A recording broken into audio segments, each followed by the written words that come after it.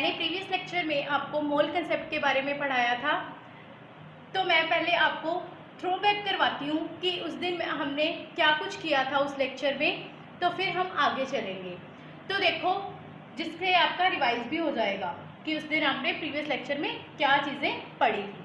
तो देखो क्या पढ़ा था हमने कि 1 मोल है जो इन टर्म्स ऑफ पार्टिकल्स, ये नोट डाउन भी कर लेना, it is very much important and use in numericals. तो 1 मोल किसके इक्वल था इन टर्म्स ऑफ पार्टिकल्स के टर्म्स में अगर हम बात करें तो वो किसके इक्वल था 6.022 इंटू 10⁻23 पार्टिकल्स।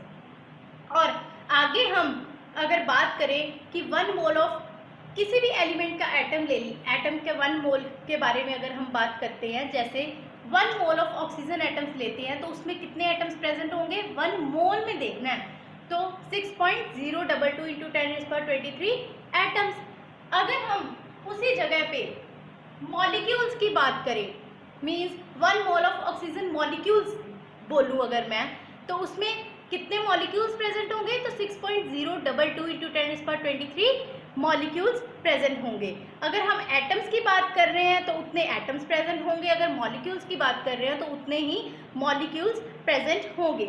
ये तो था इन टर्म्स ऑफ पार्टिकल्स। अगर हम इन टर्म्स ऑफ मास के टर्म्स में बात करें तो फिर 3 चीज़ें हमने पढ़ी थी, कौन कौन सी, that is GM, that is gram atomic mass, second one is gram molecular mass, that is GMM से मैं सिंबलाइज कर रही हूँ उसको, और third one is formula mass, जो हमने किया था कि आयनिक कंपाउंड्स के लिए हम फॉर्मूला मास यूज़ करते हैं। तो आज हम आगे करने जा रहे हैं मोल इन टर्म्स ऑफ वॉल्यूम। ये तो उस दिन मैंने आपको करवाए थे इन टर्म्स ऑफ पार्टिकल्स और इन टर्म्स ऑफ मास, और इसके साथ रिलेटेड हमने न्यूमेरिकल्स भी किए थे उस दिन।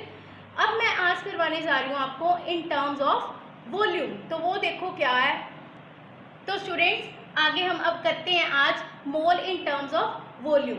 तो पहले इसकी डेफिनेशन क्या है, मोल को अगर वॉल्यूम के टर्म्स में हमने डिफाइन करना हो तो क्या होगा, that is volume of 1 mole of a substance, और जिसे हम क्या बोल देते हैं, जिसे हम मोलर वॉल्यूम भी बोल देते हैं।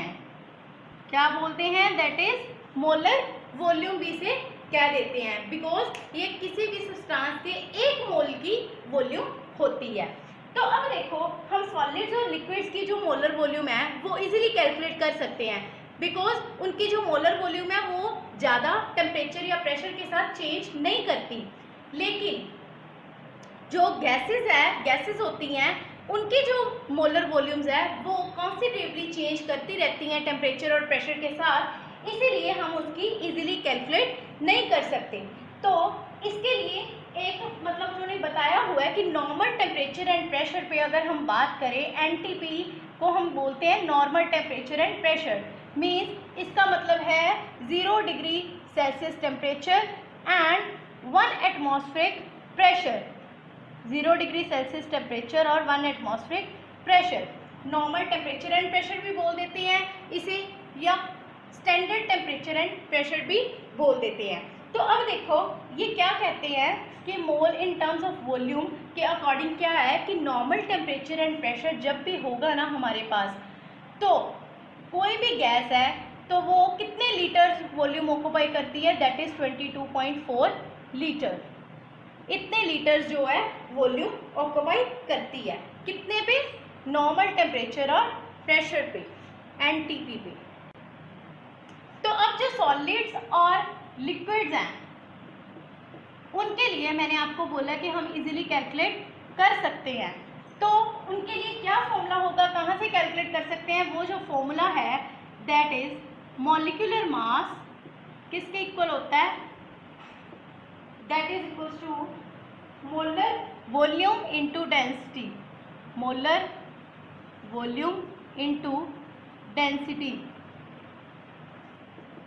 तो वो इसके इक्वल होगा।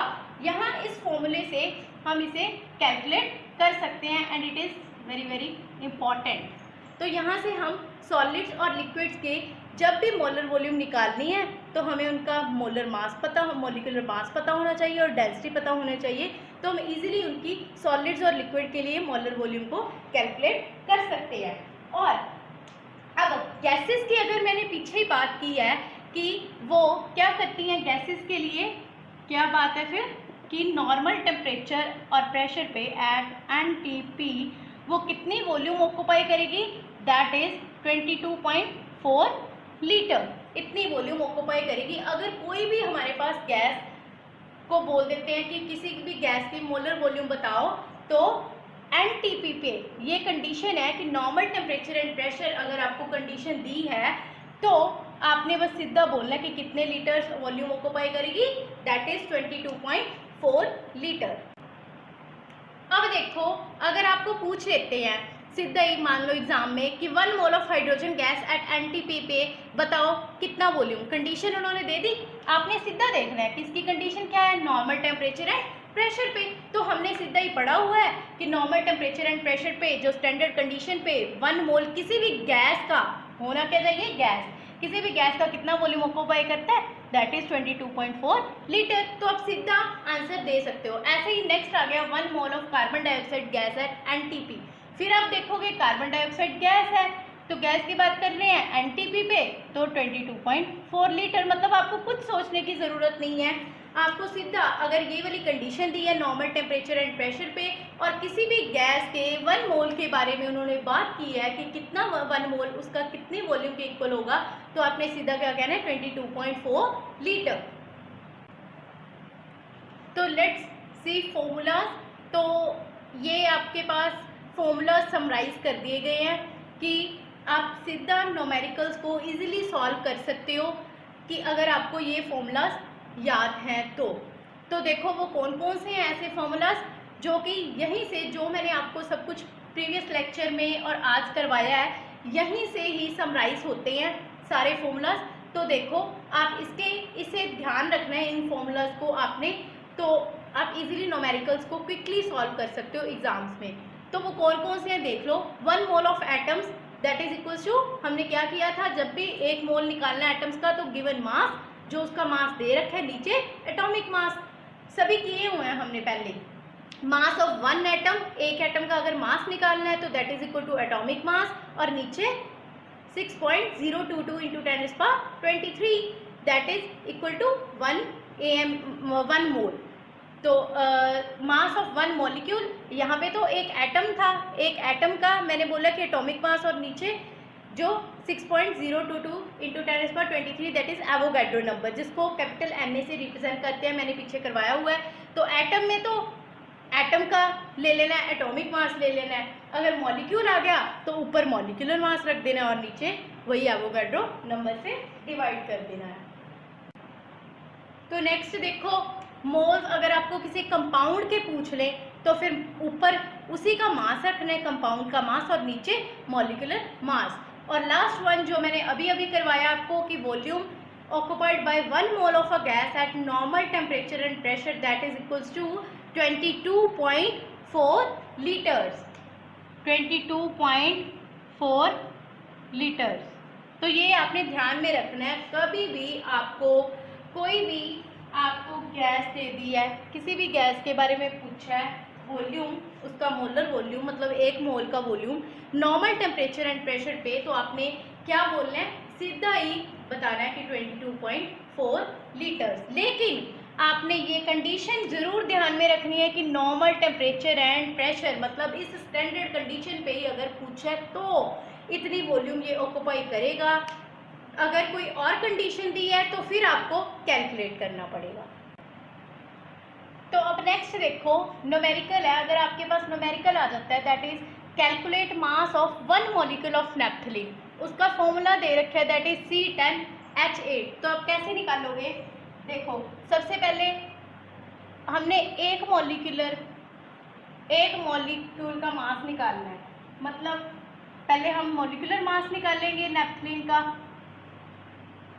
मॉलिक्यूलर मास निकालेंगे नैप्थलीन का। कैसे निकालते हैं, जो मैंने करवाया हुआ है, कितने कार्बन है 10, इसका मास कितना होता है 12, 8 हाइड्रोजन है और इसका मास 1, तो टोटल क्या आ गया 128।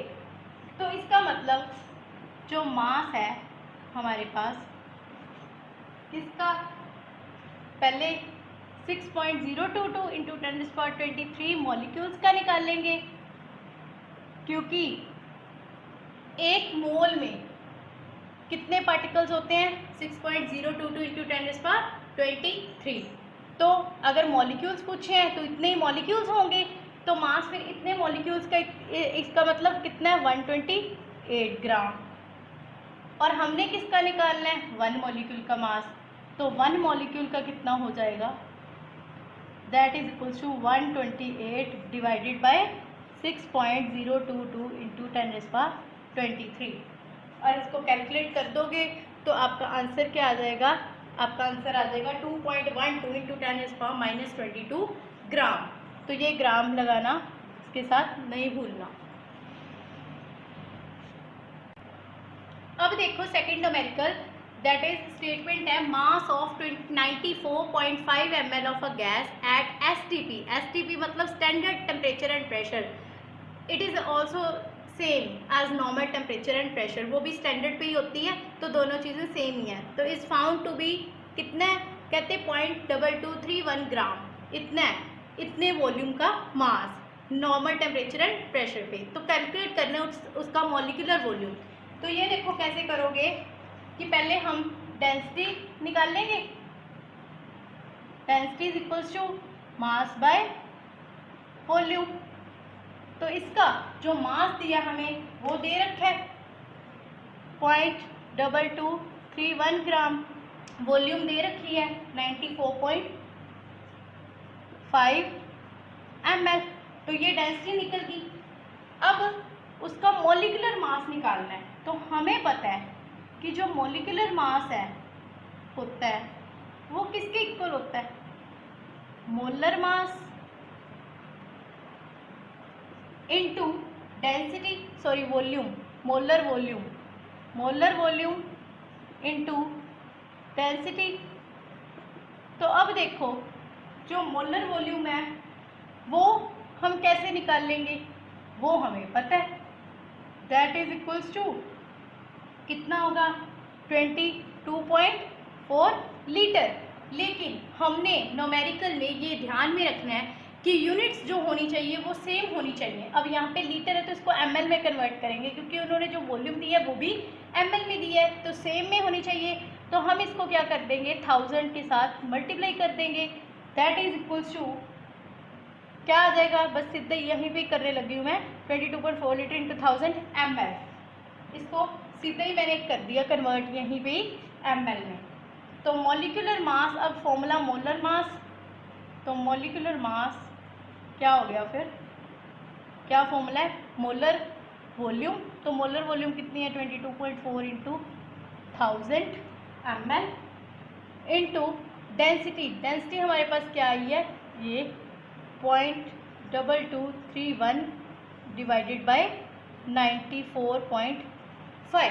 तो इसे आप कैलकुलेट करोगे तो आपके पास आंसर आ जाएगा, दैट इज इक्वल टू 52.9। तो ये हमारे पास क्या आ गया? इसका मॉलिक्यूलर मास किसका? इस गैस का, जो भी दी है उन्होंने। तो अब नेक्स्ट क्वेश्चन है calculate number of atoms. Calculate करने हैं इन 52 मोल ऑफ आर्गन। तो ये कैसे करोगे? देखो उन्होंने बोला 52 मोल में किसके? आर्गन के। क्या कैलकुलेट करने हैं? Number of atoms. तो देखो कि हमारे पास 1 मोल जो होगा, हम क्या बोलेंगे? 1 मोल ऑफ आर्गन एटम्स, वो किसके इक्वल होता है? That is equals to 6.022 into 10⁻23 atoms के इक्वल। ये हमें पता है इतने एटम्स के इक्वल होगा, तो ये चीज़ तो हमें पता है, मैंने आपको करवाई हुई है। तो हमने निकालना किस में है? 52 मोल्स में निकालने हैं। तो 52 मोल्स में कितने होंगे? इसको हम क्या कर देंगे? 52 से मल्टीप्लाई कर देंगे, तो हमारे पास आंसर आ जाएगा, दैट इज 3.13 इंटू 10⁻25 एटम्स। तो कितने एटम्स प्रेजेंट है? 3.13 into 10⁻25 atoms. It is very easy numerical. तो स्टूडेंट्स लास्ट पे आपके लिए न्यूमेरिकल्स हैं प्रैक्टिस करने के लिए। जो मैं आपको स्टेटमेंट्स बता देती हूँ कि आपने क्या क्या उसमें कैलकुलेट करना है, तो आपने खुद ब खुद करके देखनी है प्रैक्टिस इन न्यूमेरिकल्स की। तो देखो फर्स्ट न्यूमेरिकल है calculate number of atoms in 0.20 molecules of oxygen. Number of atoms निकालने हैं इतने मॉलिक्यूल्स में ऑक्सीजन के। Second one is what volume is occupied at normal temperature and pressure. कितनी volume normal temperature and pressure पे occupy करती हैं 0.1 mole of ammonia that is NH3 द्वारा कितनी वॉल्यूम ऑक्यूपाई हो रही है, और 1.7 ग्राम ऑफ नाइट्रोजन उसका उसी का ही सेकेंड पार्ट है। तो इनकी वॉल्यूम निकालनी है कि कितनी ये ऑक्यूपाई कर रही है नॉर्मल टेम्परेचर एंड प्रेशर पे। तो ये क्वेश्चंस आपने दोनों खुद ब खुद करके देखने हैं प्रैक्टिस। तो आज के लिए इतना ही स्टूडेंट्स। अगर आपको वीडियो अच्छी लगी हो तो please like share and subscribe. तो thank you and have a nice day.